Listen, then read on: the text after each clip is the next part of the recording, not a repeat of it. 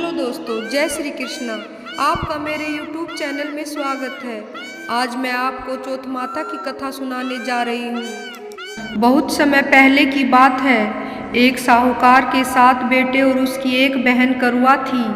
सभी 7 भाई अपनी बहन से बहुत प्यार करते थे, यहाँ तक कि वे पहले उसे खाना खिलाते और बाद में स्वयं खाना खाते थे। एक बार उनकी बहन ससुराल से मायके आई हुई थी। शाम को भाई जब अपना व्यवसाय बंद कर घर आए तो देखा उनकी बहन बहुत व्याकुल थी।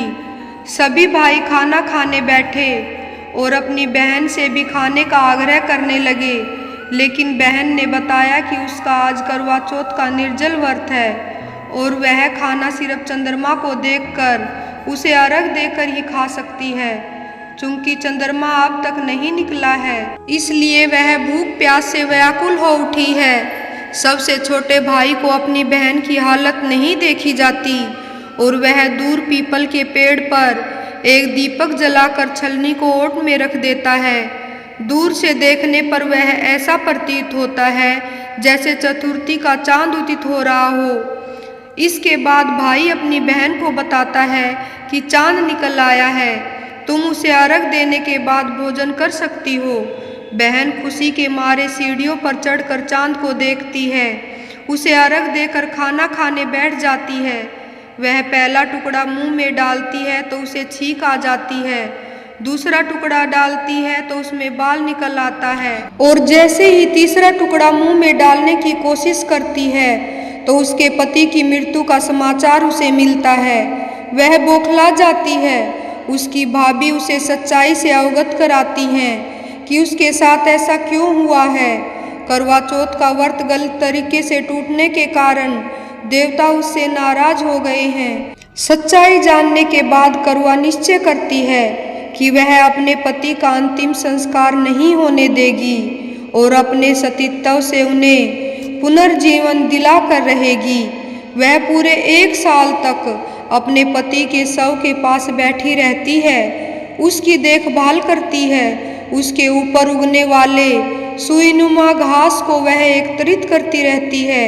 1 साल बाद फिर करवा चौथ का दिन आता है। उसकी सभी भाभियाँ करवा चौथ का व्रत रखती हैं। जब भाभियाँ उससे आशीर्वाद लेने आती हैं तो वह प्रत्येक भाभी से यम सुई ले लो, पी सुई दे दो, मुझे भी अपने जैसी सुहागन बना दो, ऐसा आग्रह करती है। लेकिन हर बार भाभी उसे अगली भाभी से आग्रह करने को कह चली जाती हैं। इस प्रकार जब 6ठे नंबर की भाभी आती है तो करुआ उससे यही बात दोहराती है।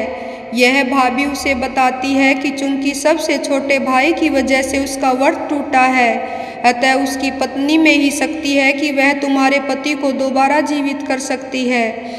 इसलिए जब वह आए तो तुम उसे पकड़ लेना और जब तक वह तुम्हारे पति को जिंदा न कर दे उसे नहीं छोड़ना।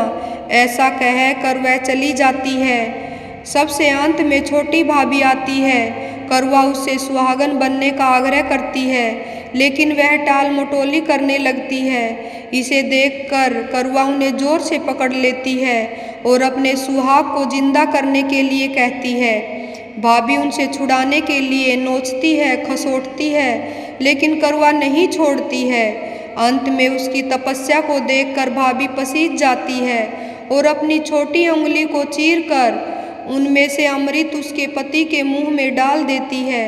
करुआ का पति तुरंत श्री गणेश कहता हुआ उठ बैठता है। इस प्रकार प्रभु कृपा से उसकी छोटी भाभी के माध्यम से करुआ को अपना सुहाग वापिस मिल जाता है। श्री गणेश माँ गौरी, जिस प्रकार करुआ को चिर सुहागन का वरदान आपसे मिला है, वैसा ही सब सुहागनों को मिले।